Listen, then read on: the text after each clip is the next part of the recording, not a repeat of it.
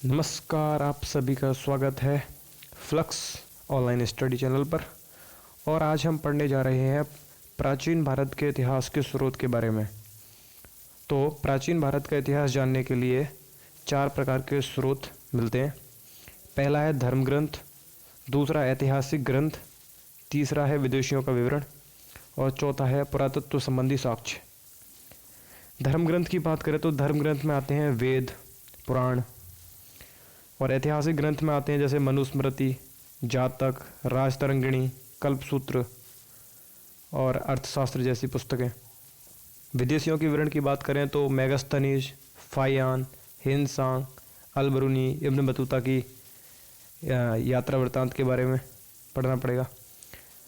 पुरातत्व संबंधी साक्ष्य की बात करें तो आता है सिंधु घाटी सभ्यता, हड़प्पा, लोथल वगैरह की जानकारी। बात करते हैं सबसे पहले धर्म ग्रंथ की। तो सबसे प्राचीन धर्म ग्रंथ है वेद। वेद 4 होते हैं, ऋग्वेद, यजुर्वेद, सामवेद और अथर्ववेद।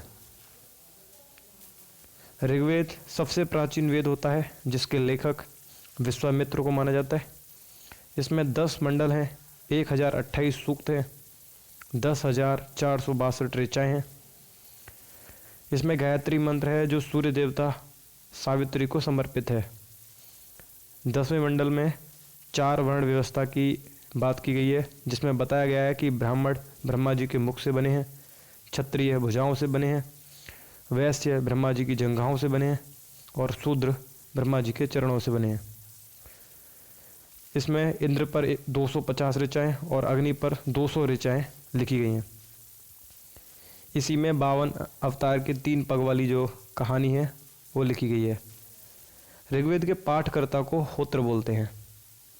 सबसे इम्पोर्टेंट क्वेश्चन जो बनता है वो लेखक से रिलेटेड बनता है। विश्वामित्र हैं, पाठकर्ता होत्र हैं और ऋचाएँ कितनी हैं? 10,462 ऋचाएँ हैं।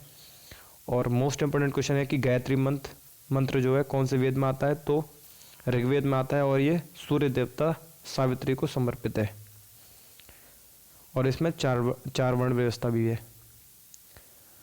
बात करें यजुर्वेद की तो इसके लेखक को पतंजलि हैं, महर्षि पतंजलि। ये कुरुक्षेत्र में लिखा गया था जो आज के हरियाणा राज्य में आता है। ये गद्य और पद्य दोनों में है। इसमें यज्ञ की प्रक्रिया के बारे में वर्णन किया गया है, जैसे अश्वमेघ यज्ञ, सोम यज्ञ, राजसूय यज्ञ। इसमें आर्यों के जीवन की वृत्तांत बताया गया है कि आर्यों का जीवन कैसा था, वे कैसे पूजा पाठ करते थे।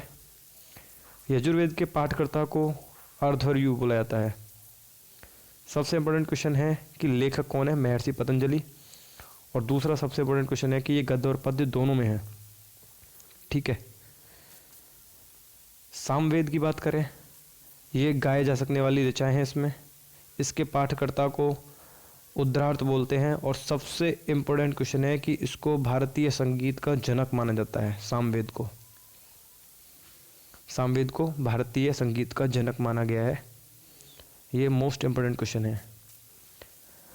अब बात करते हैं अथर्ववेद की। तो अथर्ववेद के रचयिता हैं अथर्व ऋषि। इसमें जो है रोग निवारण, तंत्र मंत्र, जादू टूना, साप वशीकरण, आशीर्वाद, स्तुति, प्रायश्चित, अनुसंधान, विवाह, राजकर्म के बारे में डिटेल में लिखा गया है। अथर्ववेद में कन्याओं के जन्म की निंदा की गई है। ऋग्वेद के बाद ये सबसे प्राचीन वेद है। अथर्ववेद बेसिकली ज़्यादा अच्छा वेद नहीं माना जाता है। ठीक है। इसमें आप पढ़ने से पता चल रहा है कि कन्याओं के जन्म की निंदा की गई है और वशीकरण, जादू टोना, मंत्र वगैरह के बारे में इसमें डिटेल में बताया गया है। अब इसके अन्य तथ्य पढ़ लेते हैं। अन्य तथ्य की बात की जाए तो मतलब हम पढ़ते हैं कि उस वक्त जो किताबें कौन कौन सी थी, ये भी हम इसमें पढ़ लेते हैं। देखो, वेद को समझने के लिए 6 वेदांग भी बनाए गए थे। ठीक है। और इसमें ऐतिहासिक ग्रंथ की बात भी करते हैं थोड़ी सी। पुराण कितने होते हैं पहले ये जान लो। पुराणों की संख्या 18 है। क्वेश्चन बनता है यहाँ से। पुराणों के लेखक कौन है? तो लोमहर्ष और उनके पुत्र जो है उग्रश्रवा को पुराणों का लेखक माना जाता है। पुराणों की जो भाषा है वो संस्कृत है। ये भी क्वेश्चन बनता है। स्त्री की सर्वाधिक गिरी हुई स्थिति को मैत्रेयी संहिता में लिखा गया है। जातक में बुद्ध के पुनर्जन्म की कहानी है। जातक, ये वाला क्वेश्चन पूछा जाता है। अर्थशास्त्र के लेखक जो है कौटिल्य हैं, ठीक है, कौटिल्य कह दो या विष्णुगुप्त कह दो। ये मौर्य कालीन जब भारत पढ़ेंगे तो वहाँ पे भी आएंगे चंद्रगुप्त मौर्य को समझाने। चंद्रगुप्त मौर्य के गुरु थे कौटिल्य। जैन धर्म का इतिहास जो है वो कल्पसूत्र में मिलता है। कश्मीर का इतिहास जो राजतरंगिणी में मिलता है, जो है लेखक इसके लेखक कलहड़ है। ये डायरेक्ट क्वेश्चन बनता है, एसएससी सीजीएल में बना है। कश्मीर का इतिहास, राजतरंगिणी, लेखक कलहड़।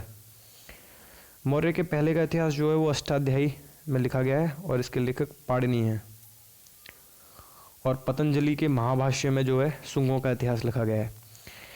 इस पूरे पेज से सबसे ज़्यादा इंपॉर्टेंट क्वेश्चन है कि प्राणों की संख्या कितनी है, प्राणों की भाषा कौन सी है, जातक में जो है किसकी कहानी लिखी गई है, अर्थशास्त्र के लेखक कौन है और राजतरंगिणी के लेखक कौन है। ये सबसे इंपॉर्टेंट क्वेश्चन यहाँ से बनते हैं।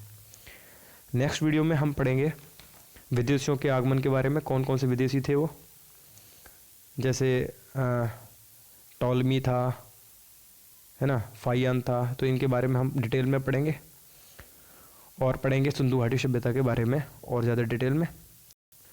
तो लाइक करो इस वीडियो को, अगर पसंद आई हो तो सब्सक्राइब करो। Thanks for watching.